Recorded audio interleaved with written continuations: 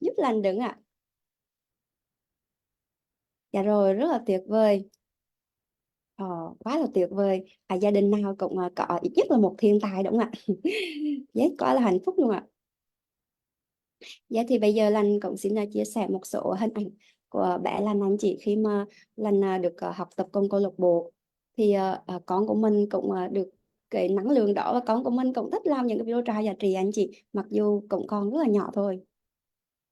Chào các bạn, mình là Yến Nhi. Hôm nay mình muốn chia sẻ cho các bạn một điều, đó chính là có lòng biết ơn với ba mẹ, ông bà và thầy cô. Tất cả mọi người khi có lòng biết ơn, chúng ta sẽ có người thương mến, chúng ta sẽ sống hạnh phúc, ta đều vui đến mọi người. Các bạn cùng thực hành với mình nha. Tôi yêu thương các bạn. Chào.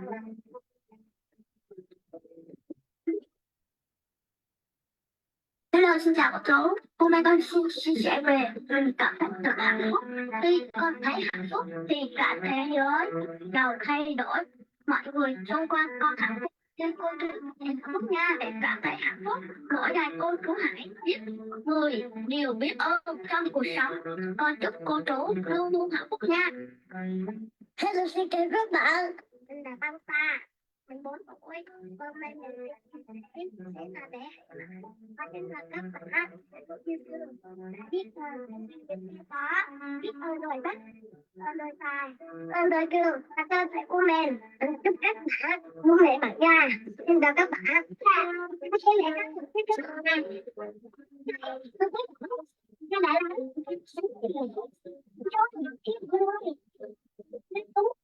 làm con lên. Xin chào. Yeah. Thì đó là những điều mà Lan cảm thấy rất là tuyệt vời anh chị. Nghĩa là mình cảm thấy là các bé của mình, các con của mình bắt đầu là các con là có cái sự tự tin hơn, và đặc biệt là ngày trước thì mình đâu có biết những kiến thức này đâu, còn nghĩa là dạy con con phải học giỏi hay là này kia. Nhưng mà bắt đầu vào câu lạc bộ thì Lan thấy một điều rất là tuyệt vời, đó là Lan lại biết tập trung dạy con về cái mặt đạo đức. Yes, thì bắt đầu là con cũng nói lời biết ơn, mặc dù là những đứa trẻ của Lành thì bé nhỏ nhất cũng 3 tuổi anh chị, nhưng mà hiện tại là con cũng đã có cái thói quen là nói lời biết ơn khi mà mình nhận hay là mình mua bất kỳ một cái gì. Và ngay trước á thì con cũng được tự tin lắm, nhưng bây giờ thì rất là tự tin anh chị. Ở chung là có thể là gặp một người lạ nào đó, nhưng mà bé rất là dễ làm quen, rất là dễ bắt chuyện.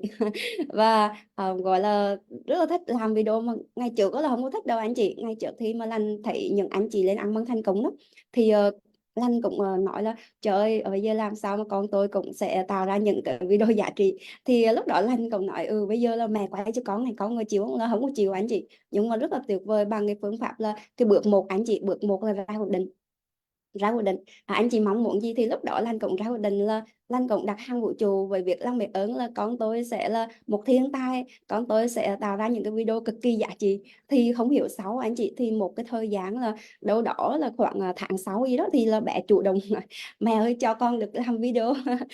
Cho con được làm video, con đăng TikTok này kia. Rồi xong là bé thứ nhất là thích làm, cái là tự nhiên là bé tiếp theo là cũng đòi làm luôn. Nghĩa là chị em học nhau anh chị. Rất là tuyệt vời luôn.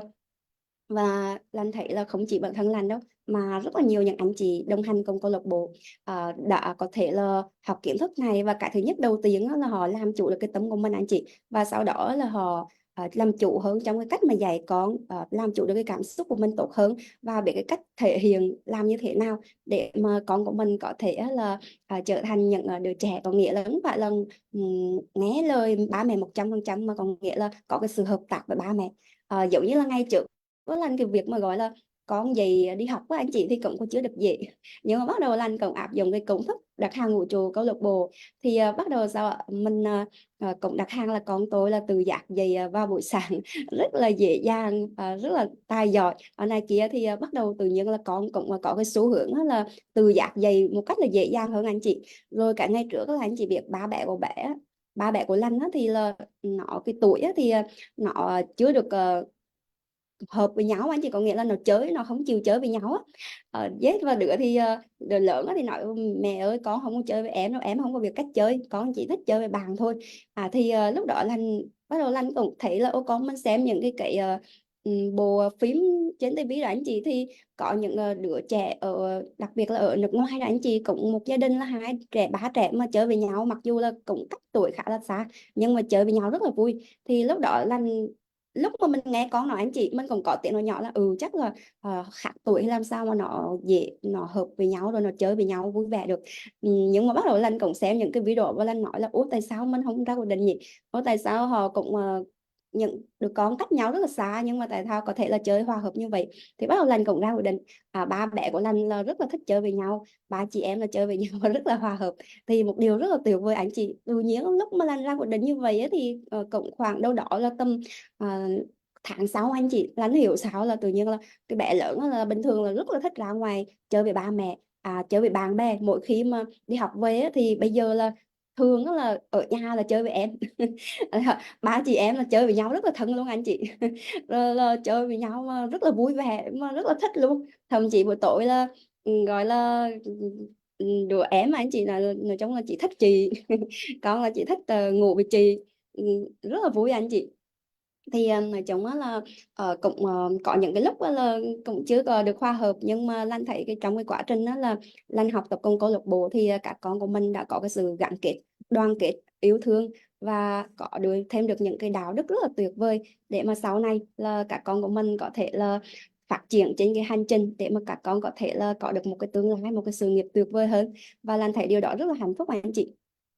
Thì bước số 1 anh chị đó chính là ra quyết định, chúng ta mong muốn con mình là như thế nào. Và lần ra quyết định nó không chỉ là lần ra quyết định ngày hôm nay đâu anh chị, mà lần còn ra quyết định nó cho cả tương lai của con sau này.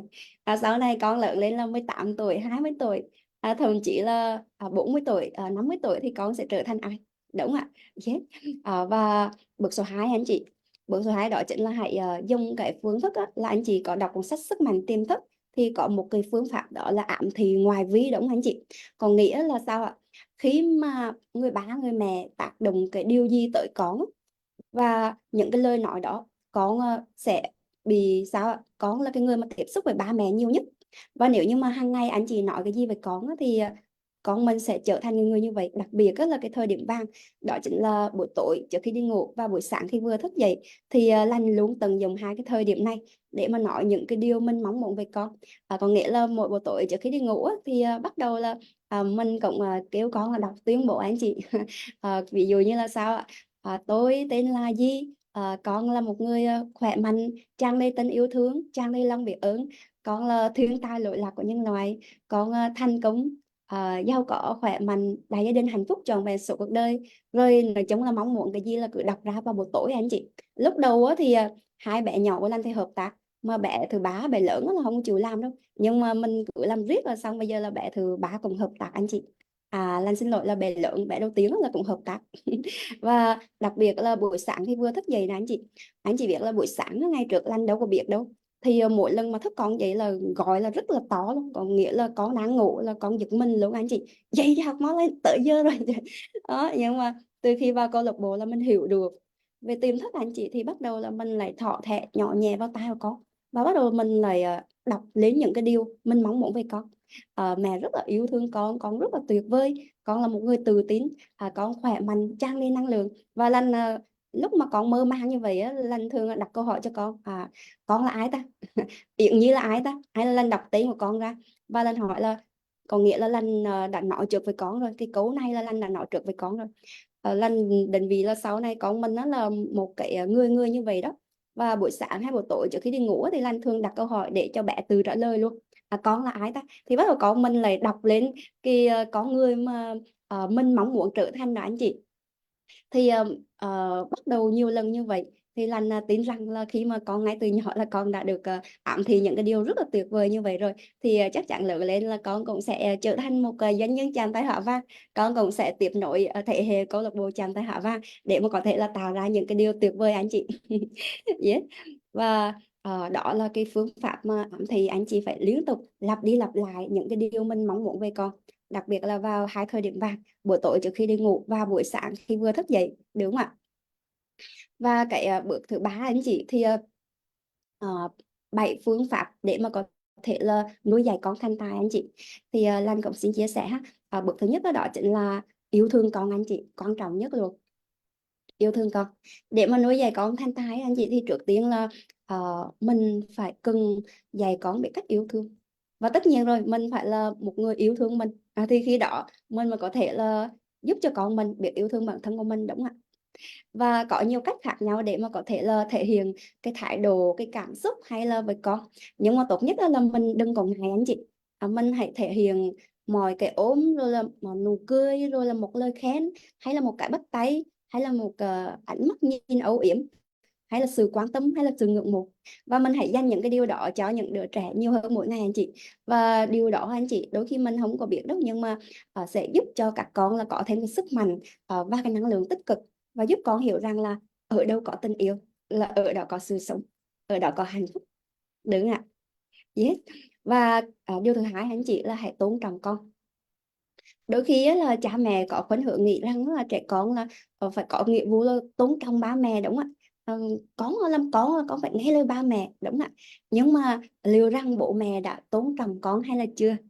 Yes. Và mình đừng bao giờ quên rằng đó là sự làm gương anh chị. Nghĩa là khi mà bạn tôn trọng và bạn nhận ra được cái giá trị của một đứa trẻ, đồng nghĩa với việc đó là chống nỗ lực hết mình, và sẽ kính trọng và sẽ gắn kết hơn với bố mẹ, đúng không ạ?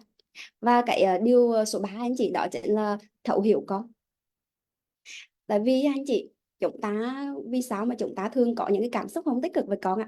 Tại vì chúng ta thường đặt địa vị của con vào của mình. Có nghĩa là ô, tại sao cái này mà rõ ràng như vậy rồi mà cũng làm, mẹ đã nói bao nhiêu lần rồi mà vẫn làm, đúng không ạ? Và mình nghĩ rằng là một đứa trẻ 3 tuổi hay 7 tuổi là phải hiểu hết tất cả cái bộ não của một người là 30 mấy tuổi, đúng không anh chị ơi? Nên là khi mà con làm trái ý mình á, thì mình không có làm chủ được cái cảm xúc của mình.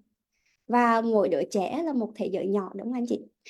Duy nhất và có những cái phẩm chất đặc biệt khác nhau, những cái tài năng đặc biệt và cá tính riêng.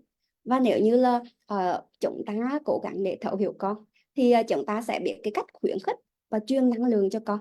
Nên là chúng ta hãy dành thời gian để mà có thể là trò chuyện với con mỗi ngày, để biết cái điều mà con không có thích, hay là những cái thách thức mà chúng đang phải đối mặt. Thì khi mà chúng ta tiếp cận như vậy anh chị, thì chúng ta có thể là tạo được cái động lực phát triển, để mà có thể là đồng thời giúp cho con khắc phục những cái điểm yếu mà con đang phải đối mặt, đúng không ạ? Và cái thứ tư anh chị, đó chính là hãy tin tưởng con. Hãy tin tưởng con. Tin tưởng con. Cái việc mà tin tưởng một đứa trẻ anh chị, thì anh chị cảm thấy mà khi mà anh chị nói chuyện với con á, mà đôi khi là con chưa tin tưởng vào chính mình, hoặc thậm chí bản thân của mình, đúng không ạ? Đôi khi là mình chưa tin tưởng vào chính mình là anh chị, đôi khi có những lúc lành chưa tin tưởng vào chính mình. Nhưng mà rất là tuyệt vời, nhờ cái sự thúc đẩy của trưởng nhóm mình là anh chị là doanh nhân Trần Vy đó, là bắt đầu mình lại có cái niềm tin vào chính mình hơn, và mình lại bắt đầu hành động mạnh mẽ hơn anh chị. Thì con của mình cũng như vậy thôi anh chị. Đôi khi là con chưa có tin tưởng vào cái điều đó, nhưng nếu như là ba mẹ gọi là tin tưởng con và liên tục sao ạ? Yes, thúc đẩy và giúp cho con có thể là giúp cho cái tinh thần của con là tiến lên mỗi ngày, thì chắc chắn là cái điều đó sẽ giúp cho đứa trẻ tin vào chính bản thân của mình, tin vào thế giới, và khuyến khích trẻ can đảm và dũng cảm hơn.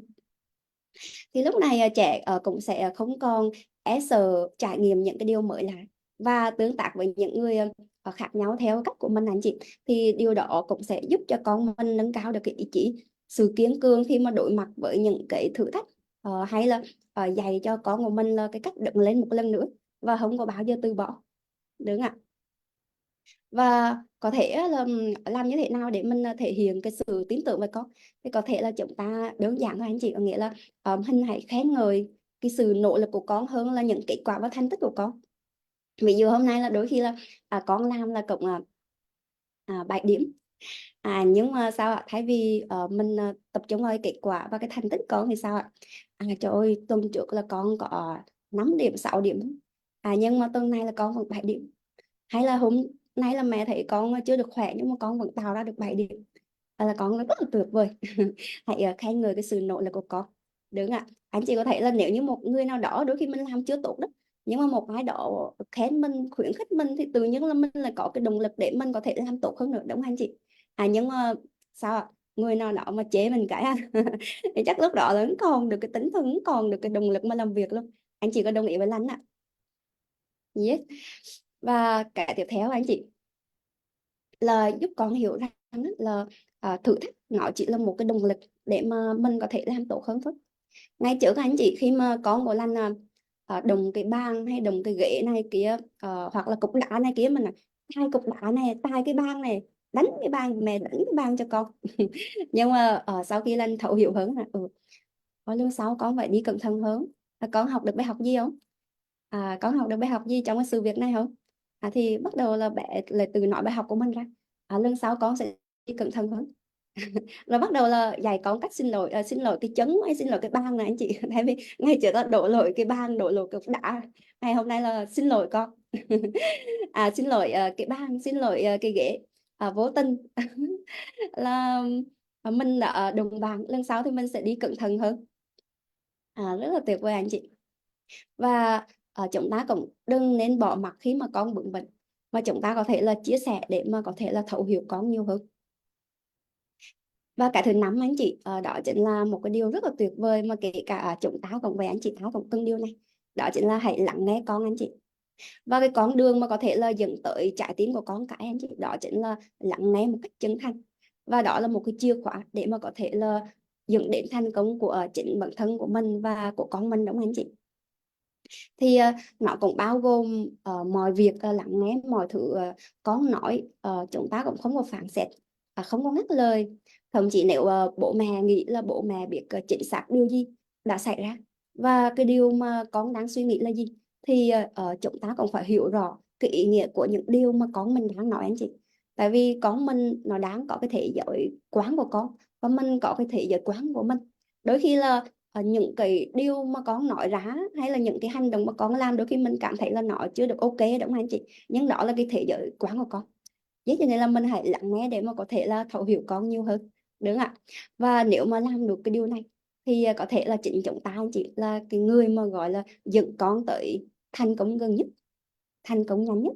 Tại vì tất cả chúng ta hay kể cả một bậc vị nhân nào cũng vậy anh chị, họ rất là thích được lắng nghe. Và nếu ngay từ nhỏ con mình đã làm được điều này thì theo anh chị sau này còn nhiều người mà muốn hợp tác đồng hành với con mình sau này là con mình có dễ thành công hơn yes. Và bước số 6 anh chị, thì đó chính là giáo dục con.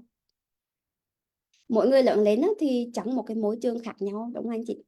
Và có thể là với cái thói quen hay là cái cách hành xử khác nhau. Có thể là bạn là những người cha mẹ rất là kiên nhẫn, đúng không ạ? Nhưng mà đôi khi là sẽ có những người thì bực bội hay là nặng nề. Nhưng mà điều quan trọng nhất là mình hãy tìm ra hình mẫu của con, và chúng ta có thể là cùng con để mà có thể là kết hợp, để mà có thể là tìm ra một cái phương án nào tối ưu nhất để mà giúp cho con của mình vẫn bước trên cái hành trình của mình, nhưng mà vẫn cảm thấy rất là hạnh phúc, rất là vui vẻ. Và cái thứ bảy anh chị, đó chính là hãy coi trọng con. Cái cách mà đơn giản và thẳng thắn nhất để mà có thể là thể hiện cái sự coi trọng con cái anh chị, đó chính là xác định và giúp cho chúng nhận ra những cái thế mạnh của mình. Yes, có thể là mình nói ra thôi anh chị. Nhiều như là bố mẹ nhận thấy là con là có cái năng khiếu trong cái lĩnh vực này, con đang làm rất là tốt, đúng không ạ? Hay là con thật sự là có một cái kỹ năng là chia sẻ rất là tuyệt vời, con có một cái năng lượng rất là truyền cảm hứng, đúng không ạ? Và bố mẹ cảm thấy rất là hạnh phúc khi mà nhìn thấy con làm được những cái điều đó. Và bố mẹ có thể là sao, chúng ta có thể là quan sát con, đúng không ạ? Và có thể là mình dạy cho con, đúng không ạ? Cái cách làm như thế nào để mà con có thể là trở thành một cái người bạn tốt, hay là con có những một cái đức tính tuyệt vời, đúng không ạ? Và đồng thời khi đó anh chị mình cũng không có nên là bắt ép con cái nhiều quá.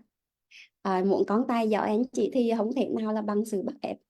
Giống như cho lên hỏi đến ngày hôm nay mà anh chị vào Dung học nếu như mà một trưởng nhóm của mình bắt ép mình thì mình có vào không ạ? Có vào không anh chị ơi? Mà sao ạ? Mà từ cái sự khao khát của chính anh chị, đúng không ạ? Từ cái sự khao khát đó mà có thể thúc đẩy chúng ta là bước ra khỏi cái giường và vào đây để mà học tập, đúng không anh chị ơi? Dạ. Hoặc là đôi khi có những cái lúc là anh chị cũng sao chưa ngủ dậy được thời gian đâu, là chưa có dậy sớm được đâu, chưa có quen. Nhưng mà sao ạ? Các nhóm trưởng sao ạ? Khuyến khích, động viên, cổ vũ bạn làm được. Tôi tin rằng bạn thành công. Đúng không anh chị? Cho nên là đối với con cũng vậy thôi anh chị.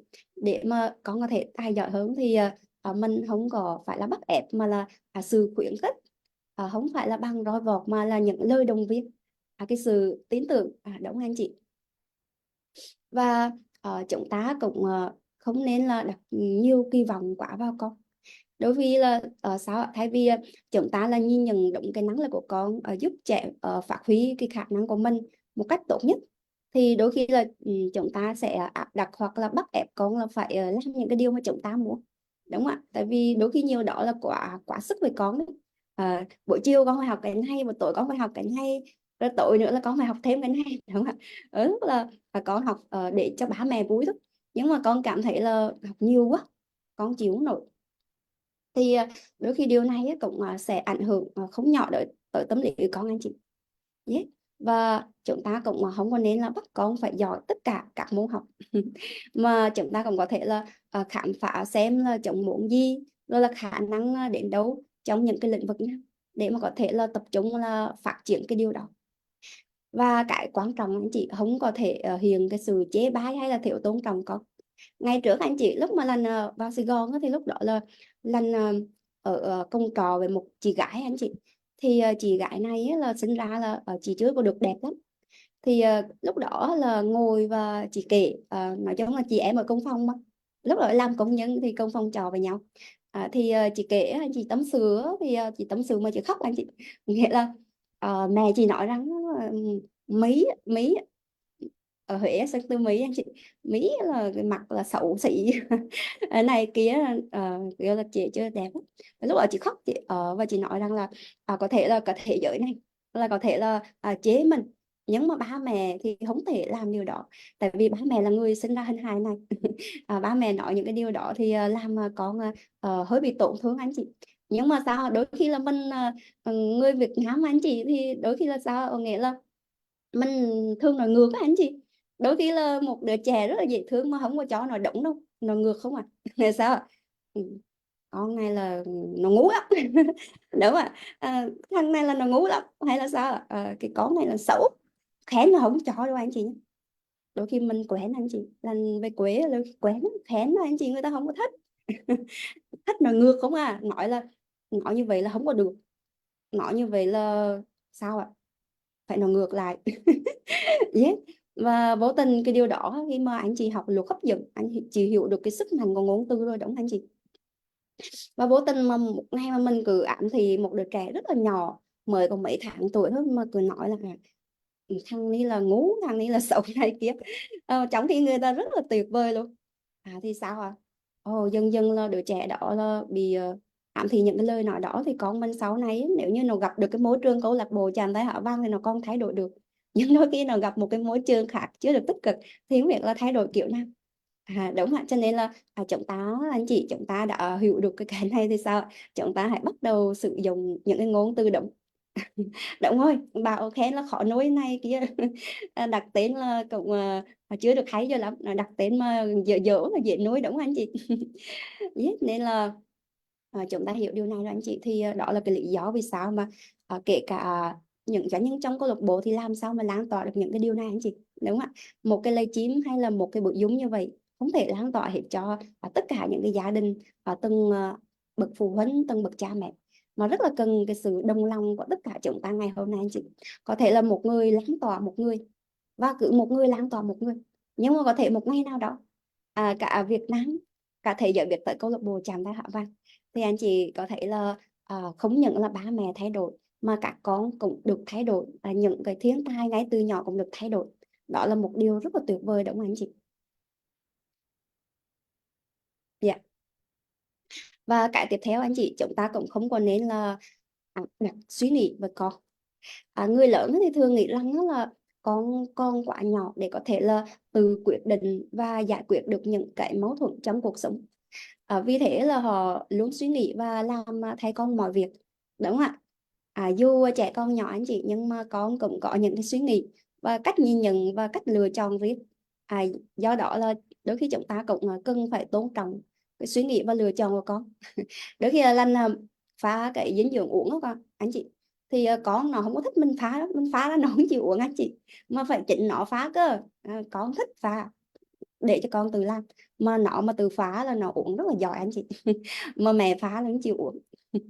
Nên là điều cần làm là đôi khi là chúng ta cũng ở bên cạnh và hướng con đi đúng đường, đúng không anh chị? Giống như là đôi khi chúng ta có một hệ thống đội nhóm cùng về thôi. Chúng ta không thể nào mà chỉ dẫn cho họ từng lý từng tí, chúng ta không thể ở nào mà ở bên cạnh họ suốt đời 24/24. Và sao chúng ta là người dẫn dắt và đồng hành, thì con mình cũng vậy anh chị.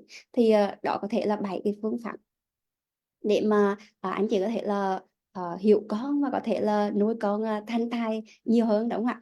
Thì một cái điều mà Lành cũng rất là muốn nhắn nhủ với chính bản thân của Lành, và Lành cũng rất là muốn nhắn nhủ với anh chị, đó chính là chúng ta hãy nuôi dạy con bằng cách là xem con như là một người bạn anh chị. Hãy xem con giống như là một cái người bạn trong gia đình của mình thôi. Và đó là một cái điều mà có thể là làm cho ba mẹ có thể là kết nối với con nhiều hơn. Thì bây giờ Học là hành kiểu gì đấy con? xin Xem thằng Tuấn ở bên cạnh kia kìa. Nhìn nó mà học tập. Suốt ngày chỉ chơi game thôi.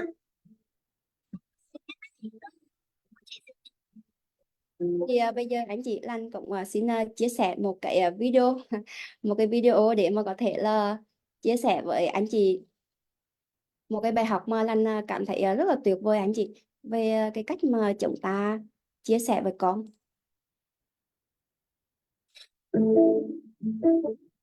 Học hành kiểu gì đấy con?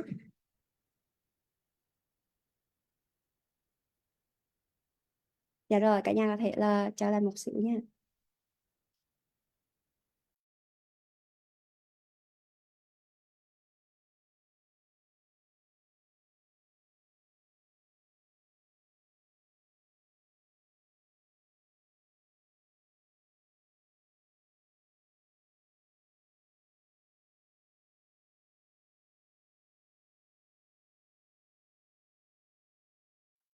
Dạ rồi, bây giờ thì Lan xin chia sẻ một cái video nha.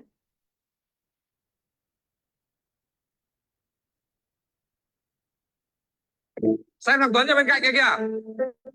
Nhìn nó mà học tập. Suốt ngày chỉ chơi game thôi.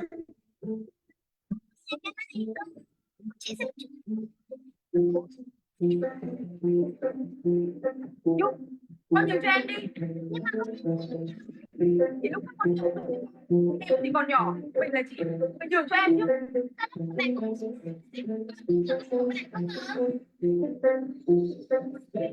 Con các bạn như thế hả? Là nó gây sự với Làm sai à? Con xin lỗi bạn nhanh lên. Không đừng có trách đấy. con chẳng là gì sai cả. Ta phải xin lỗi.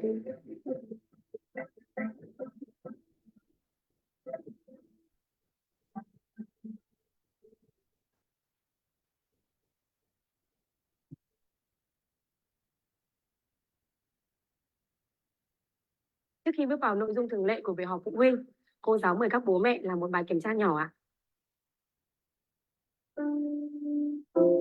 Thằng cu nhà tôi thì có vẻ thích học tiếng Anh. Tôi sắm cho nó hẳn một con smartphone để có thể tra từ điển được, tìm tòi thông tin trên mạng. Nhưng mà ngày trường học hành vẫn là đẹp lắm. Bé con nhà em ấy thì thích xem hoạt hình của Disney, còn con bé út thì thích xem ca nhạc. Nhiều lúc hai đứa nó tranh nhau cái điều khiển tivi mà em đau hết cả đầu. Thằng bé nhà tôi thì cũng thích mấy robot mô hình trong mấy phim hành động. Tôi cũng mua cho nó nhiều lắm. Nhưng đôi khi cũng chính vì thế mà nó lại gây ra rắc rối. Thời gian đã hết, cảm phiền các anh chị có thể dừng bút được rồi ạ. Mỗi bài kiểm tra sẽ có một đáp án khác nhau và đáp án này do chính con của các anh chị đưa ra.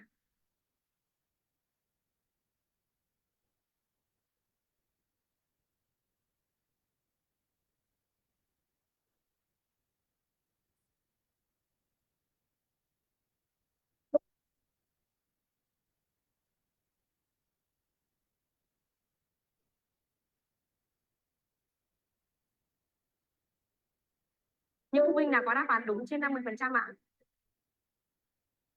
Vậy trên 75% ạ? Thế có ai đúng tất không ạ?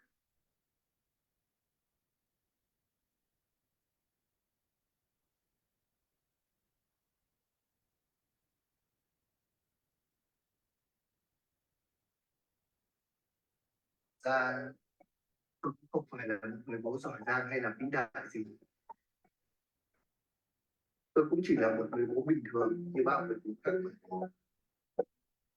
Tôi thích được ngắm nhìn con bé lớn lên từng ngày, thích được bên cạnh và chỉ cho nó những bài học đầu tiên. Và cũng tự hào khi thấy con mình biết mạnh mẽ đứng lên sau mỗi lần vấp ngã. Công việc bận rộn đôi lúc khiến tôi không thể dành được nhiều thời gian cho con.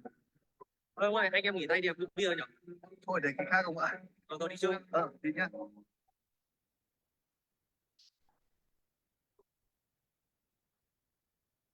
Đấy,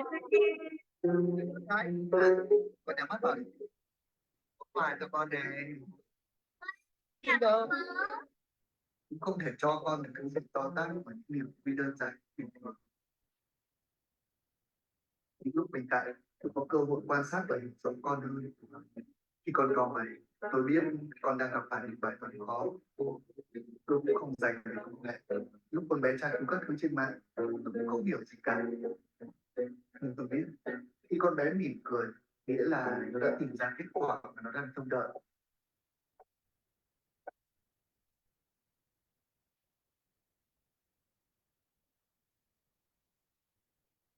Bên cạnh, nhìn thấy con vui vẻ, bình an, lớn khôn từng ngày. Với tôi, như vậy đã là hạnh phúc. Và cũng nhờ thế mà tôi có cơ hội để thấu hiểu con.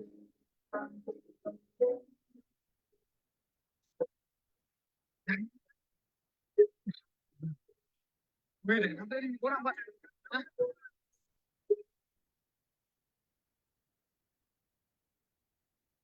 Mình là chị, mình phải nhường cho em chứ.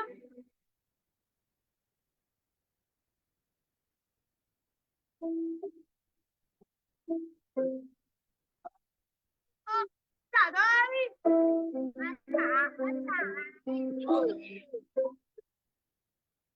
Bố thầy con đánh bạn như thế hả? Vì để chúng ta đi, có làm vậy.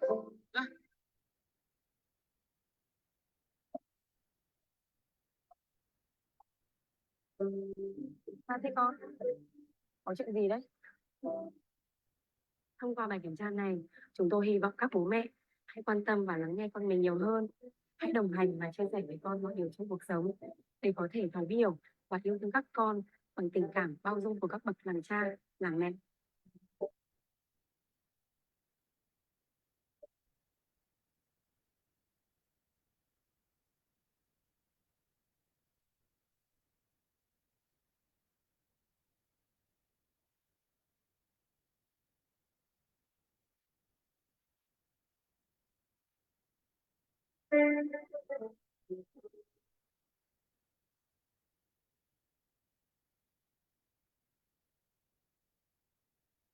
Con cảm ơn muốn nhiều.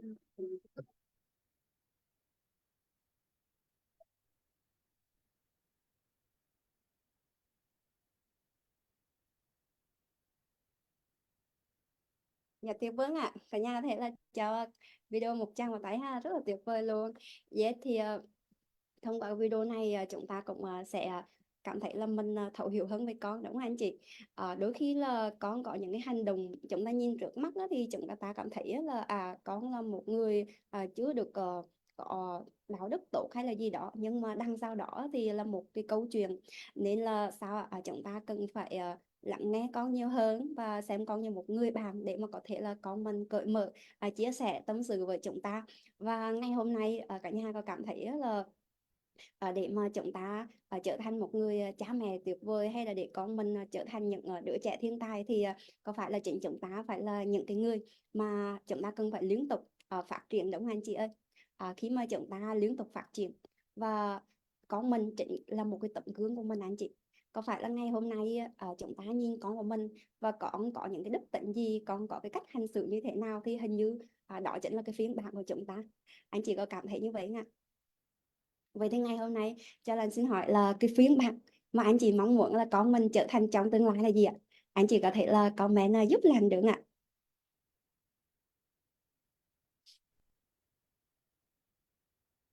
Anh chị muốn con mình trong tương lai là trở thành những đứa trẻ như thế nào ạ? Có thể là comment giúp Lan được ạ?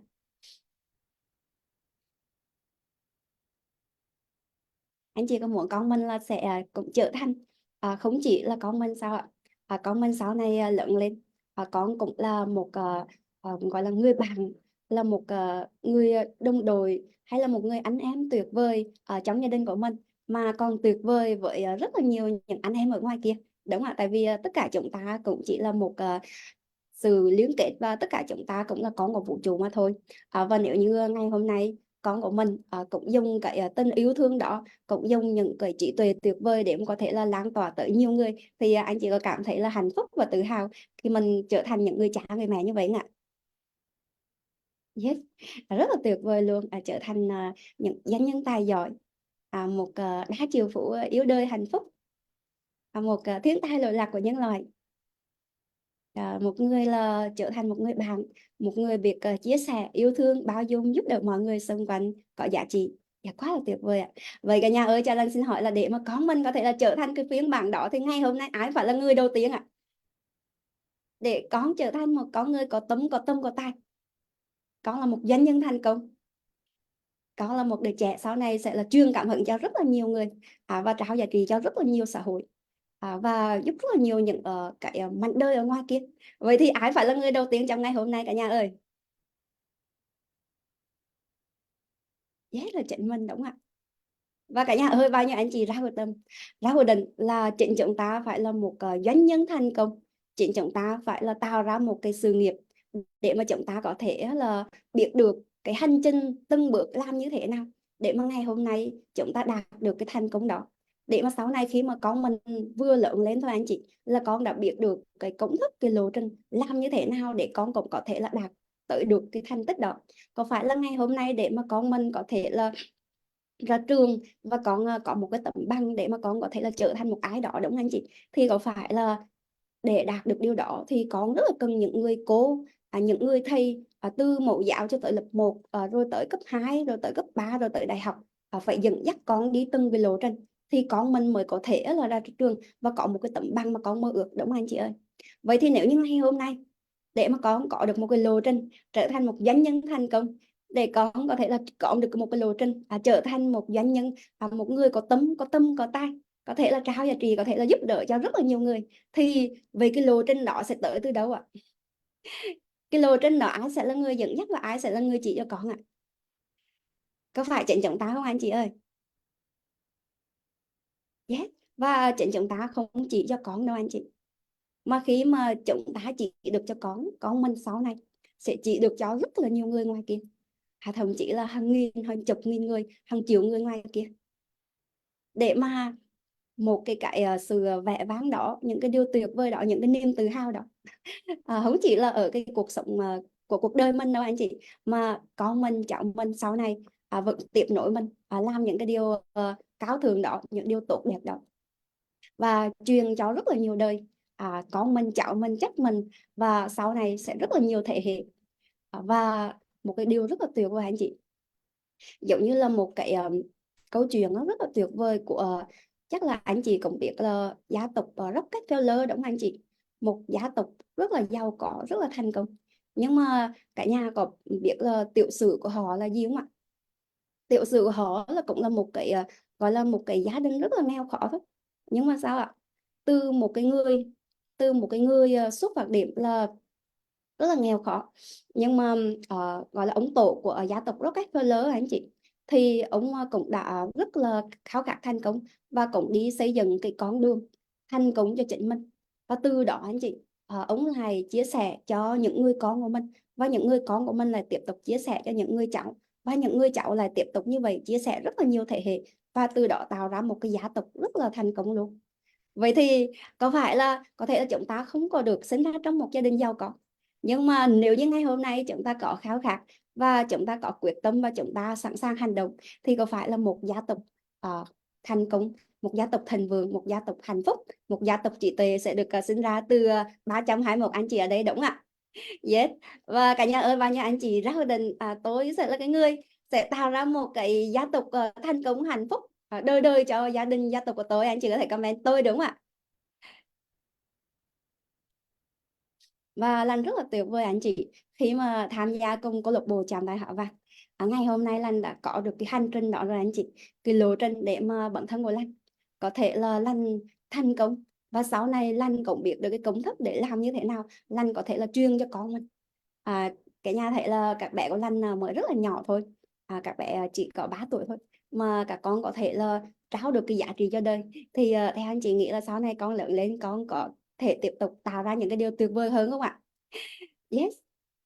Và cái lộ trình đó Lan đã được dẫn dắt rất là chi tiết, rất là tỉ mỉ, từng bước từ những người thầy phải là có tâm, có tài, thì họ mới có thể là kiên nhẫn, kiên trì để mà có thể là đồng hành cùng mình, dẫn dắt mình từng bước, ngay cả khi mình không có niềm tin vào chính mình, ngay cả khi mình chưa biết bán hàng là gì, ngay cả khi mình chưa biết là hai từ doanh nhân là gì, nhưng mà nhờ cái tài của họ đã có thể là dẫn dắt bản thân của Lan và hàng nghìn anh chị trong câu lạc bộ cũng có thể là trở thành một cái phiên bản tốt hơn, thành công hơn. Và kể từ đó thì sao ạ? Con của họ, cháu của họ cũng bắt đầu là có được cái hành trình tuyệt vời giống như là chính bản thân của họ anh chị. Yes, và bao nhiêu anh chị ra quyết định là tôi sẽ trở thành một doanh nhân tràn tay Hỏa Vàng, và tôi có mặt trong cái nhóm rèn luyện doanh nhân tràn tay Hỏa Vàng để chúng ta có thể là sinh ra một gia tộc thành công, một gia tộc hùng cường từ mình, thì anh chị có thể comment tôi là doanh nhân tràn tay Hỏa Vàng được ạ. Yes, và ngày hôm nay thì không chỉ bản thân của Lan đâu anh chị, mà trong câu lạc bộ có rất là nhiều những anh chị họ cũng đã ứng dụng công thức này, và con cái của anh chị đó đã rất là thành công luôn, Lan rất là ngưỡng mộ. Thì sau đây cả nhà có muốn lắng nghe chia sẻ của người thành công ạ? Yes, vậy thì cả nhà ơi có thể là cho Lan mượn đôi bàn tay xinh xắn của anh chị đúng không ạ? Tay trái của anh chị đâu ạ? Tay phải của anh chị đâu ạ? Chúng ta có thể là cho một tràng pháo tay thật lớn để Lan có thể mời lên đây doanh nhân chị Đầu Hà của chúng ta. Lan xin mời doanh nhân chị Đầu Hà.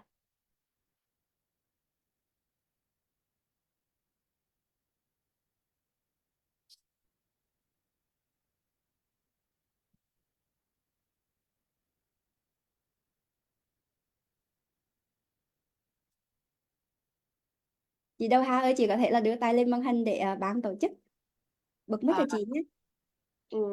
đây, chị mở đứng mic rồi. Anh có nghe chị nói không? Dạ nghe rất là rõ chị. Rồi, cảm ơn. Cảm ơn doanh nhân Lanh rất là nhiều. Cảm ơn doanh nhân Lanh hôm nay cho chị lên ăn mừng thành công. Lời đầu tiên ấy thì Hà xin gửi lời chân thành cảm ơn chân thành nhất đến Chủ tịch Chỉ huy doanh nhân Nguyễn Diễm cùng các doanh nhân trong câu lạc bộ đã ngày đêm cống hiến, và Chủ tịch Chỉ huy và doanh nhân Nguyễn Diễm là người mà đã tạo ra cái câu lạc bộ vô cùng tuyệt vời và đã giúp cho Hà thay đổi cái cuộc sống của mình lên rất là nhiều. Ờ, Hôm nay đúng là cũng hơi hơi bất ngờ vì là mình tự lên ăn mừng thành công như này. Ờ, Chắc là Hà sẽ share cái câu chuyện của mình thì nó sẽ cả nhà sẽ xem. à, Ban tổ chức cho mình xin quyền hot với nhé.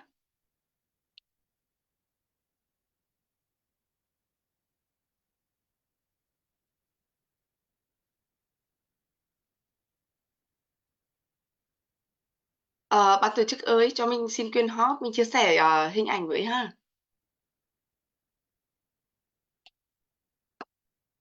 Mình thì quê gốc là ở Nghệ An đó. Mình sinh năm 83. Hiện tại thì gia đình mình á là ở Hà Nội. Và đây, rồi rất là tuyệt vời. Cái vùng quê của mình ở ấy thì nó là cũng là một cái khu vực miền núi. Mặc dù là ở đường 1 đấy ạ, đường đường quốc lộ 1A, nhưng mà nó cũng là một vùng núi của Trung Du á. Và cái nghề chính của mình ngày trước mà bố mẹ mình làm ấy, đó là khai thác đá núi thổ phỉ. Thì cái thời điểm đấy á, thì thực sự là nhà mình chỉ biết là khai thác đá núi thổ phỉ để kiếm sống thôi, chứ không không có cái nguồn thu nhập nào khác ngoài cái việc đó. Và mình là người làm chính trong người lao động chính trong gia đình đấy. Hàng ngày thì cái công việc của mình đó là mình khoan và nổ mìn bằng tay đấy. Bây giờ thì có máy móc làm hiện đại, còn ngày xưa chỉ làm bằng tay thôi, leo núi rất cao. cái này là hình ảnh minh họa, nó không phải là cái ngọn núi của nhà mình đâu. Cái ngọn núi của nhà mình nó rất là cao, cao lắm, rất cao luôn cả nhà. Và mình leo lên trên đó không dây an toàn, không có một cái thiết bị bảo hộ gì hết. Leo lên và làm, và lúc đấy mình hàng ngày mình làm á, mình có cảm giác như mình làm mà mình không biết là mình có được là mình an toàn và các bạn an toàn nhé.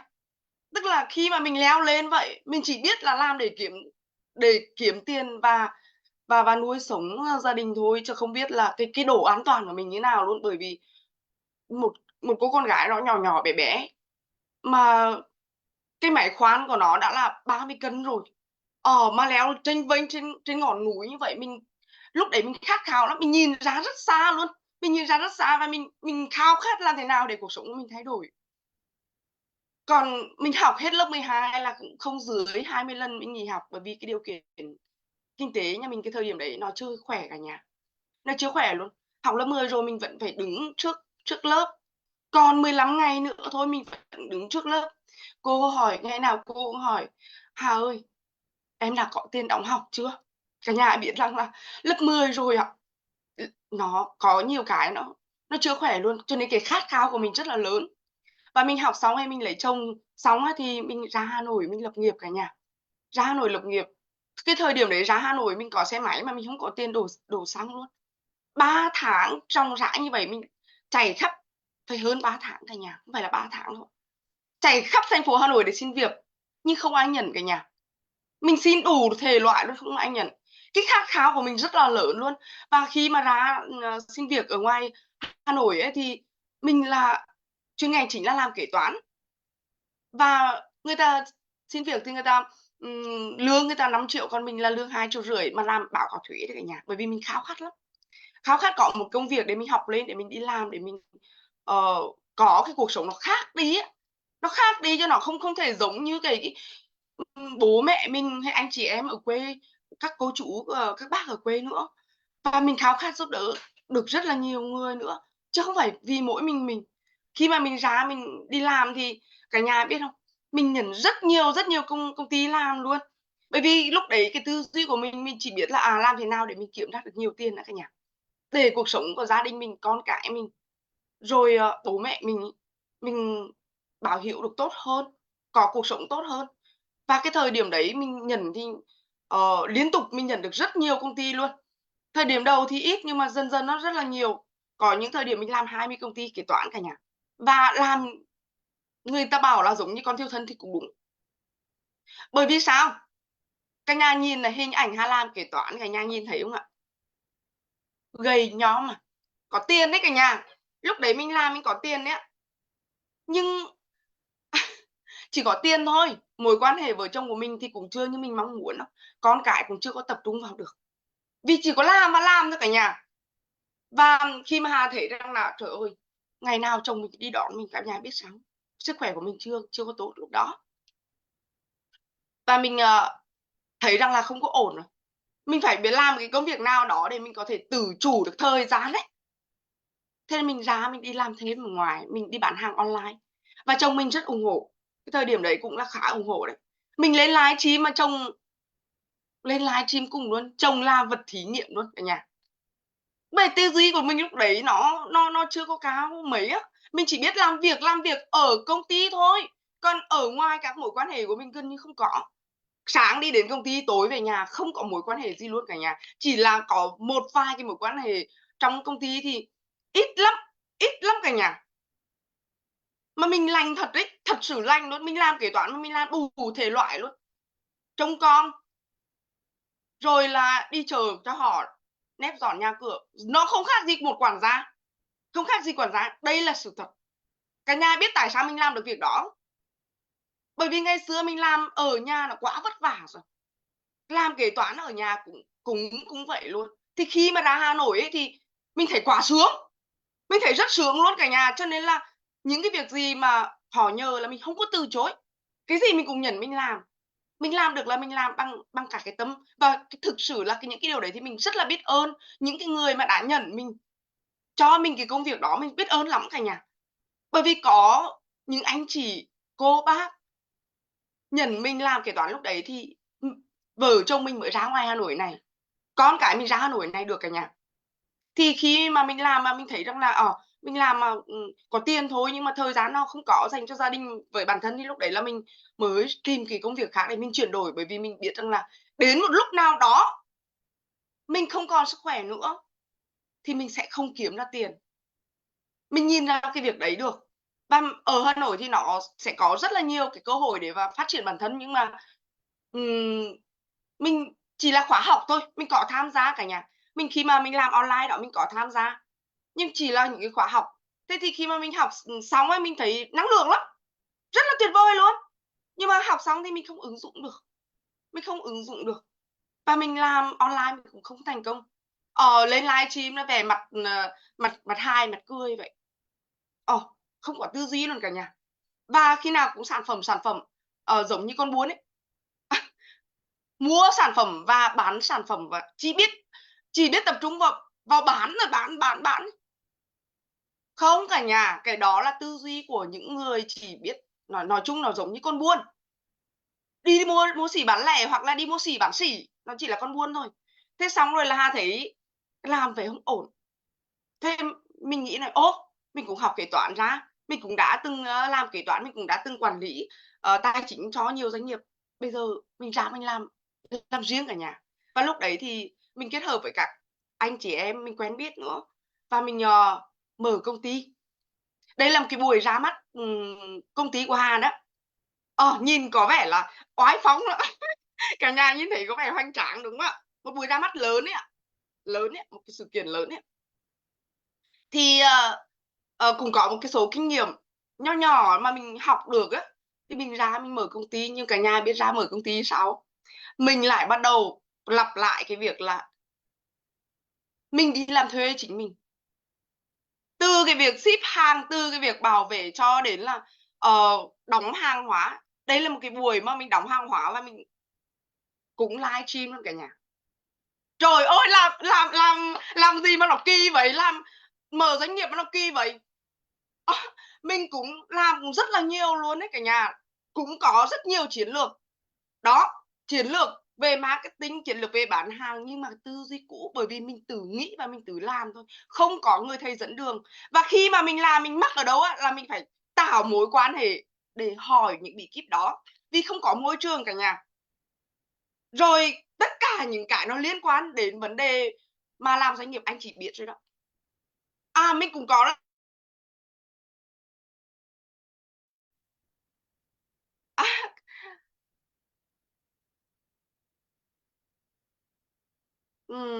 cái nhà chờ mình tí ha.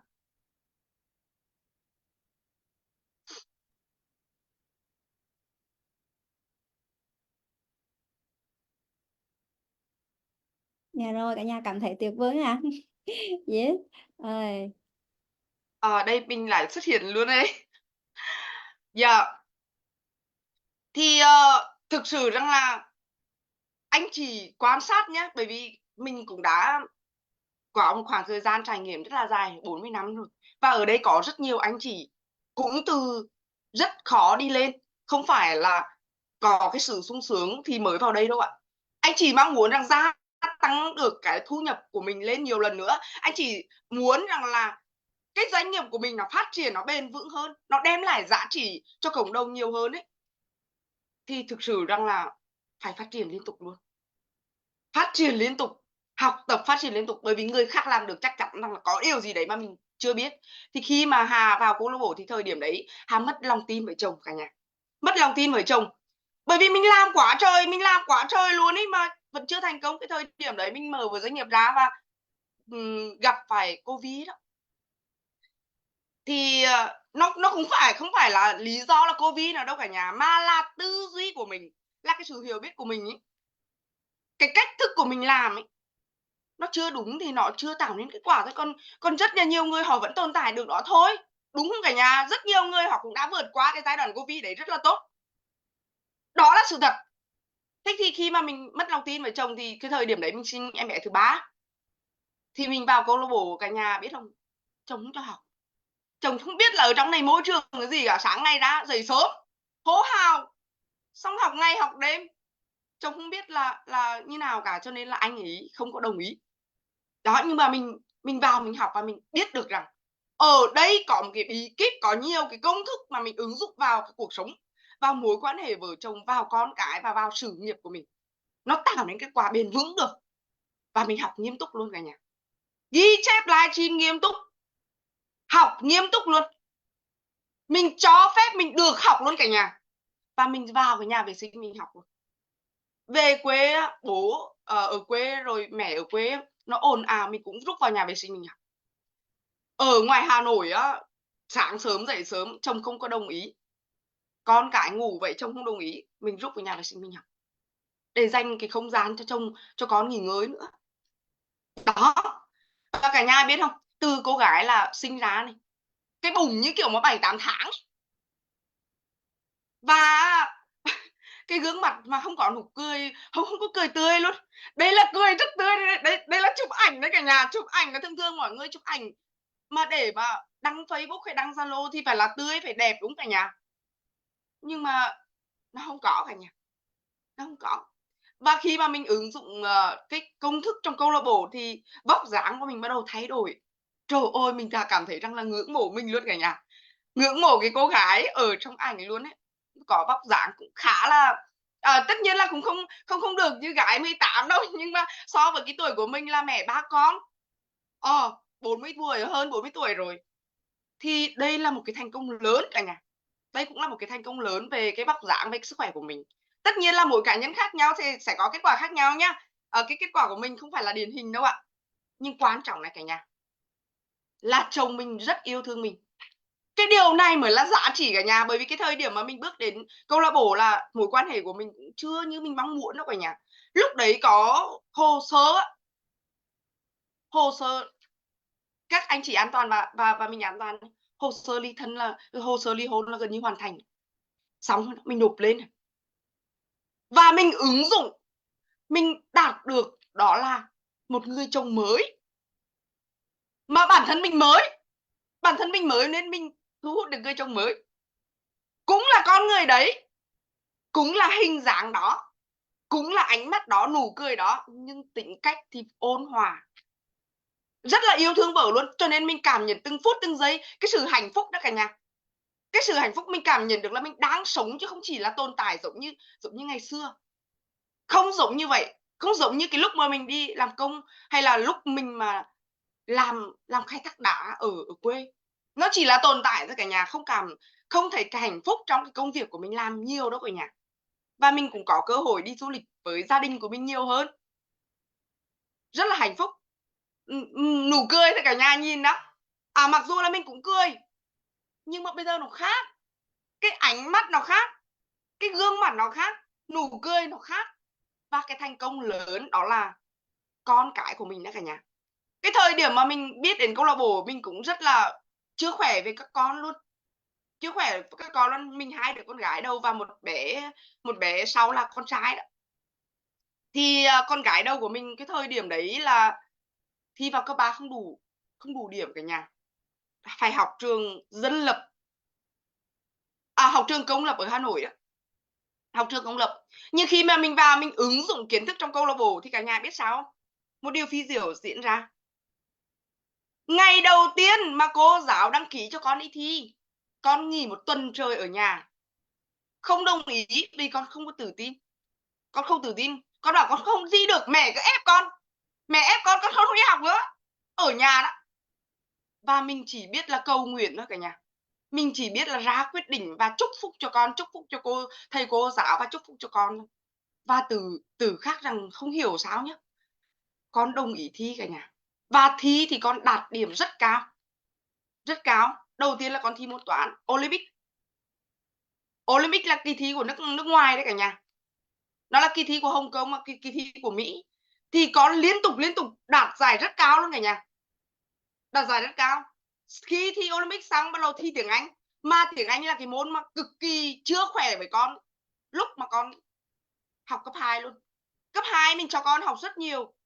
Thuê thầy, thuê thở này nọ nhưng kết quả vẫn chưa như mong muốn luôn. Thời điểm đấy mình cũng có làm phụ huynh á. Trường phụ huynh của lớp cho con mấy năm là trời. nhưng kết quả không như mình mong muốn. Nó đến từ gốc rễ của mình bên trong ấy, mình chăm sóc con mà nó có một cái điều gì đó nó mắc ở bên trong ấy. Cả nhà học, cả nhà sẽ nhìn ra rất rõ. Cái này thì mình sẽ dành một buổi để mình chia sẻ cái bí kíp cho cả nhà ứng dụng sau. Còn thực sự đang là mình rất hạnh phúc luôn. Vì sao? Vì mình cảm nhận được cái sự sống, mình cảm nhận được cái tình yêu thương của chồng dành cho mình. Và con của mình thì thi Olympic toán, Olympic tiếng Anh, khoa học tổng hợp. Đó là những kỳ thi Olympic và đạt giải rất cao, đạt giải quốc tế đấy ạ. Và học sinh giỏi văn thì cũng đạt giải rất cao luôn. Học sinh giỏi văn là con bây giờ đang ôn thi để thi quốc gia. Còn thi cấp thành phố là con đã đạt giải 3 rồi. Giải 3 đấy cả nhà. Một điều rất phi diệu luôn. Bản thân Hà học rất bình thường, mà gia đình bên nội bên ngoài thì cũng lấy rất bình thường nữa. Và suốt những cái năm học mà từ cấp 1, cấp 2 con rất bình thường. Con chỉ thuộc cái top gọi là top 20, top 19, 20 trong cái lớp 37 bạn. Chỉ đạt vậy thôi cả nhà. Mà mặc dù mình rất nỗ lực nhá, mình rất nỗ lực là mình bám sát theo con, nhưng nó đến từ tư duy cả nhà. Thực sự đấy, Hà nói rõ cái điều này luôn, nó đến từ tư duy. Bởi vì anh chỉ có làm việc quá trời đi nữa, trong niềm tin của anh chị, trong tư duy hiểu biết của anh chị như nào, hành động như vậy. Trời ơi, suốt ngày ngồi sát con, cho con học mà vẫn chưa như kết quả luôn. Nhưng bây giờ Hà thả ra luôn, Hà thả ra luôn, mà con vẫn đạt kết quả tốt. Thì nó có bí mật đấy cả nhà, nó có bí mật đấy. Cả nhà nghiêm túc học. Và không những Hà đạt kết quả như vậy đâu cả nhà. Trong nhóm của mình có chị Kim Khánh là giáo viên lớp 2. Khi mà chị biết đến mình ý, thì lúc đấy mọi thứ nó vẫn chưa như mong muốn đó. Và chỉ ứng dụng cái bí kíp trong câu lạc bộ từ những cái buổi học free này thôi. Từ những cái buổi học như này thôi. Mà cả nhà biết không? 3 bạn, đây kết quả tổng kết cái năm học 2022, năm học 2023 này. 4 bạn đạt giải bạc và 2 bạn đạt giải bạc và 2 bạn đạt giải đồng trong lớp, một lớp. Mà cả trường ấy thì có 5 giải. Em ơi, em ra ngoài đi, mẹ đang chia sẻ. Em ra ngoài.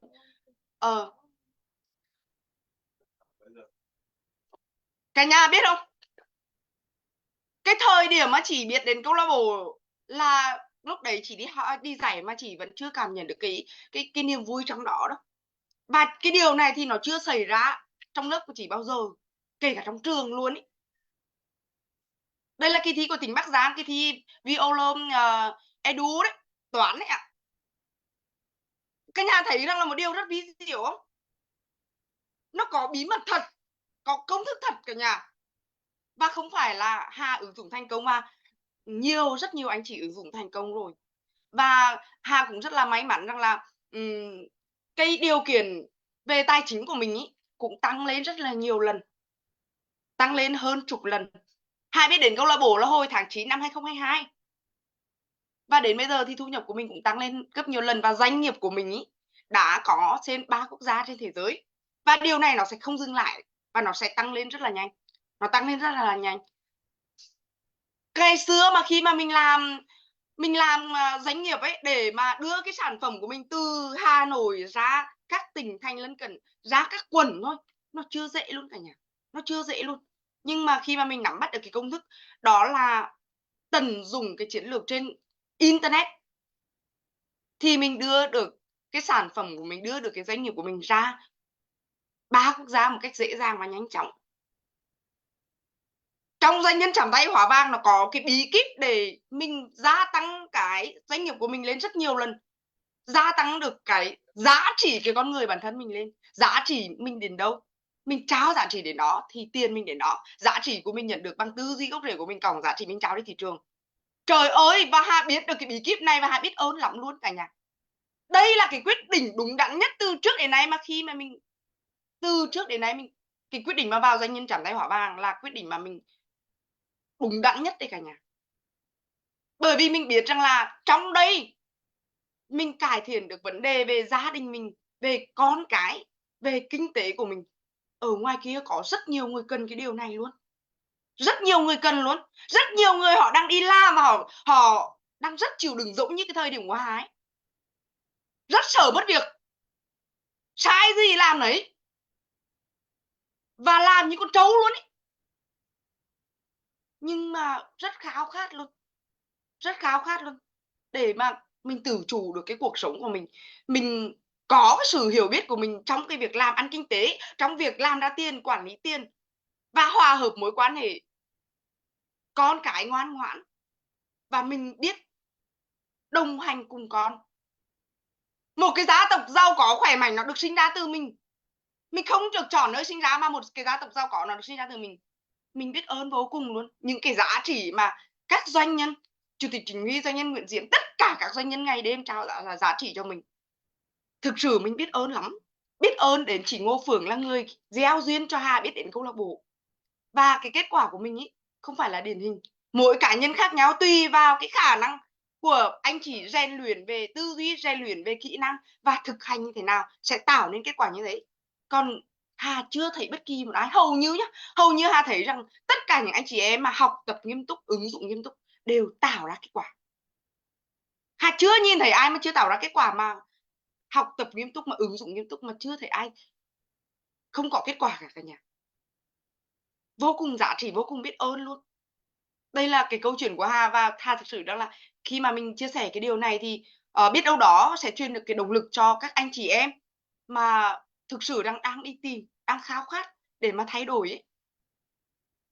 Đây này, Hà có dịp, thường bình thường là mình học online đúng cả nhà, nhưng Hà có dịp đi apply và Hà đã gặp được những con người thật, những cái người mà mình thực sự ngưỡng mộ. Doanh nhân Trịnh Huy, doanh nhân Trần Vi, doanh nhân Nguyễn Diễm, tất cả những doanh nhân mà mình ngưỡng mộ bằng xương bằng thịt, doanh nhân Nguyễn Lành, những cái con người nó rất bình thường, nhưng sao mọi người phi thường vậy? Mình nói ồ trời ơi, thực ra cái điểm xuất phát của mình khi mình biết đến câu lạc bộ mình còn hơn các anh chị em rất nhiều cả nhà. Mặc dù là nó cũng khó khăn cái thời điểm đó, nhưng mà mình hơn rất nhiều. Nhưng sao các anh chị em thành công lớn vậy? Mình sờ bằng xương bằng thịt, mình bắt tay mà cả nhà, mình bắt tay mà mình còn nắn cái tay cái này. Trời ơi, sao mà yếu vậy? Sao mà những con người nó rất là tuyệt vời vậy? Thế là mình bị khẳng định được rằng là chắc chắn mình đã tìm được đúng nơi rồi cả nhà. Tìm được đúng nơi rồi. Ở ngoài để mà thành công như vậy nó chưa dễ đâu, nó chưa dễ một tí nào đâu. Nhưng khi mình đã nhìn thấy cái con người thật, đã cảm nhận được những cái ôm ấm áp, cái tình yêu thương chân thành và cái sự bao dung chân thành, lúc đấy mình mới cảm nhận được là đúng, mình đã chọn đúng rồi. Và trong quá trình mà mình làm và mình tạo kết quả đấy là càng khẳng định thêm là cái quyết định mình vào doanh nhân chạm tay hóa vàng, quyết định mà mình vào câu lạc bộ đó là quyết định đúng đắn nhất từ trước đến nay. Nó tất cả những cái câu hỏi của mình ở ngoài thì ở trong này gần như mình tìm được câu trả lời hết, tìm được hết cả nhà. Nó quá tuyệt vời luôn. Biết ơn cả nhà đã lắng nghe cái câu chuyện của Hà nhá. Hà chia sẻ hào hứng quá. Bây giờ chắc là cũng đến cái thời gian thực hành rồi. Biết ơn cả nhà rất là nhiều đã lắng nghe câu chuyện của mình nhé. Dạ, cảm ơn doanh nhân Nguyễn Lanh ạ. Dạ rồi, quá là tuyệt vời luôn ạ. Cả nhà bao nhiêu anh chị mình vừa được rất là truyền cảm hứng từ cái câu chuyện của chị Đỗ Hà của chúng ta, thì cả nhà có thể là gửi những cái lời chúc mừng, gửi những cái lời trái tim yêu thương chân thành nhất tới cho doanh nhân chị Đỗ Hà của chúng ta, đúng không ạ? Và cả nhà ơi, bây giờ thì có thể là cho lần mượn đôi bàn tay xinh xắn của anh chị để chúng ta có thể là truyền năng lượng cho chị Đỗ Hà, để không những chị Đỗ Hà mà các con của chị Đỗ Hà sau này cũng sẽ trở thành một người doanh nhân thành công, và giống như mẹ ngày hôm nay lan tỏa những kiến thức rất là giá trị, rất là tuyệt vời tới cho hàng triệu những thiên tai lỗi lạc ngoài kia, đứng ạ. Và bây giờ cả nhà có thể là truyền năng lượng công lanh nhá. 1, 2, 3. Yeah! Chúc mừng chị Đỗ Hà, chúc mừng cho tất cả chúng ta. Yes, siêu tuyệt vời ạ. Và ngày hôm nay một cái thông điệp rất là tuyệt vời qua cái câu chuyện của chị Đỗ Hà, đúng không anh chị? Ngay trước là cũng như vậy, cũng là người chồng đó, cũng là người con đó, nhưng mà vẫn chưa hài lòng. Nhưng mà sau khi chị thay đổi thôi thì bắt đầu sao ạ? Chồng mình thay đổi, con mình thay đổi, và một gia đình hạnh phúc được sinh ra từ đó, những cái thiên tai được sinh ra từ đó, đúng không anh chị ơi? Vậy thì ngày hôm nay cả nhà ơi, cả nhà có mong muốn là chồng mình hay con mình thay đổi không ạ? Mọi người thay đổi đầu tiên phải là ai cả nhà ơi? Chính chúng ta, đúng không anh chị ơi? Yes, và ngày hôm nay các anh chị ra quyết định là mình sẽ trao cái gì lại cho con của mình ạ? Mình sẽ trao lại cái gì cho con của mình ạ? Có một cái câu chuyện rất là tuyệt vời trong cuốn sách Người giàu có nhất thành Babylon ạ. Không biết là anh chị nào mà đã đọc được rồi ạ. Khi mà người cha trao cho con 2 túi vàng anh chị, với là 5 cái nguyên tắc của vàng, thì người con cũng đã dùng 2 cái túi vàng đó. Nhưng mà cuối cùng chính 2 túi vàng đó nó đã tạo ra những cái thử thách, nó đã tạo ra những cái điều không mong muốn, và nó làm cho con phải trải qua rất là nhiều thất bại. Nhưng mà chỉ nhờ 5 cái quy tắc, 5 cái quy luật của vàng đó anh chị, thì giúp cho con tạo ra một gia tài. Vậy thì ngày hôm nay Lan cũng chứng kiến rất là nhiều người cha người mẹ nói với Lan, chị đã đầu tư cho con là vài trăm triệu, chị đầu tư cho con vài tỷ, nhưng mà con chị nó bước ra nó làm kinh doanh, nó làm ăn là thua lỗ, bây giờ chị còn phải gánh thêm cái nợ của nó. Thì thật sự Lan nghe những câu chuyện đó, Lan cảm thấy rất là chúng là mình cũng rất là xúc động anh chị, nhưng mà đồng thời Lan cũng thấy mình rất là may mắn, tại vì ngày hôm nay Lan cũng phải là cho con Lan 2 cái túi vàng kia, mà ngày hôm nay nhờ cái công thức câu lạc bộ, Lan cũng có được những cái quy tắc, những cái quy luật, những cái niềm tin, những cái bộ tư duy đúng đắn để mà cho con của mình, để sau này từ cái công thức đó con của mình có thể là tạo ra được rất là nhiều những cái gọi là tài sản, hay là tiền bạc, hay là cuộc sống hạnh phúc, hay là sự thành công. Và đôi khi ngày hôm nay Lan biết rằng có nhiều anh chị ở đây Lan thấy rất là yêu thương anh chị luôn. Có nghĩa là đôi khi anh chị học lúc anh chị đôi lúc mình gục gì này nhắm mắt mở ra luôn. Và ngày trước Lan cũng vậy anh chị, nhưng mà ngày hôm nay Lan biết được rằng cái lúc mà anh chị ngồi như vậy và anh chị học như vậy, thì anh chị không chỉ là học vì chính bản thân của mình nữa, mà đằng sau đó chắc chắn là anh chị sẽ nghĩ tới những cái tương lai của con mình, hay ba mẹ mình, hay là gia đình của mình. Và ngày hôm nay Lan cũng vậy anh chị, ngày trước đôi khi Lan chưa dám tin vào bản thân của mình, nhưng mà Lan tin rằng nếu như cái cuộc đời của mình có thể là bản thân của mình dám nghĩ lớn hơn, mình dám hành động kỷ luật hơn, và cho phép mình tin tưởng vào công thức này, thì chính cái cuộc đời của Lan sẽ tạo nên cuộc đời của con Lan, hay là những cái cuộc đời sau này của cháu chắc của mình nữa. Và con mình không có phải là bắt đầu bước đi cái hành trình giống như mình, hay là phải trải qua những cái điều giống như mình. Yes. Và ngày hôm nay có thể là anh chị lo sợ đó, ngày hôm nay có thể anh chị chưa tự tin vào chính bản thân của mình đó, nhưng mà một cái động lực nào sẽ giúp cho anh chị có thể là thành công, hay là cái động lực nào có thể là giúp cho anh chị hành động mạnh mẽ hơn. Vậy thì cả nhà ơi, anh chị có sẵn sàng dùng cái cuộc đời này của mình để mà anh chị có thể là tạo ra một cái bước đi, cũng như là tạo ra một cái hành trình, và cái hành trình đó sẽ là một cái nền móng rất là vững chắc để sau này con mình, cháu mình và rất là nhiều thế hệ sau cũng bước đi từ cái hành trình đó và tạo ra được cái sự thành công. Yes, và chính những cái nỗi sợ, hay là chính những cái thử thách ngày hôm nay, đó chính là những cái bài học và rất là truyền cảm hứng để mà sau này cho con cháu mình một cái tài sản rất là tuyệt vời, để các con có thể là vững tin vào bên trong tương lai của mình. Anh chị có sẵn sàng không ạ? Anh chị có sẵn sàng dùng những cái thời gian quý báu hiện tại của mình ngày hôm nay để mà có thể là đặt chân lên cái nấc thang thành công, để có thể là tạo ra một cái tương lai không chỉ là cho chính mình, và chúng ta đang tạo ra một cái nền móng cho cả gia đình của mình, thậm chí là chúng ta còn có thể là giúp cho dân tộc của mình ạ. Anh chị nào sẵn sàng ạ?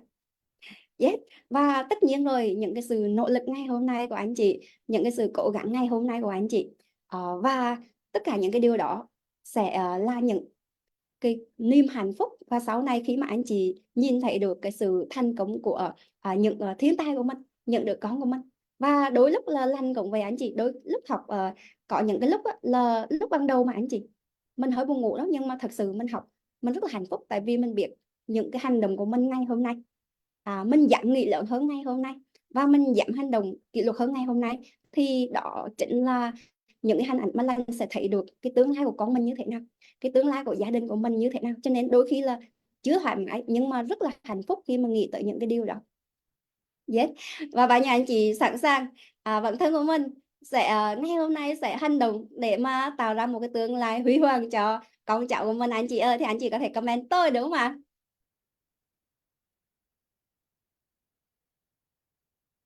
Và ngày hôm nay anh chị là mong muốn là để lại tiền bạc cho con mình, tài sản cho con mình, hay là để lại một cái tài sản rất là quý giá, đó chính là một bộ trí tuệ, một bộ công thức của người thành công ạ, giúp cho con mình có thể từ bộ công thức tạo ra rất là nhiều giá trị và tạo ra rất là nhiều thành công cho những thế hệ tiếp theo ạ. Yes. Và bao nhiêu anh chị ra quyết định tôi là một doanh nhân chàng tay họ vàng và tôi sẽ tạo ra hàng nghìn doanh nhân chàng tay họ vàng trong gia đình gia tộc của tôi, thì anh chị có thể comment tôi là doanh nhân chàng tay họ vàng được không ạ?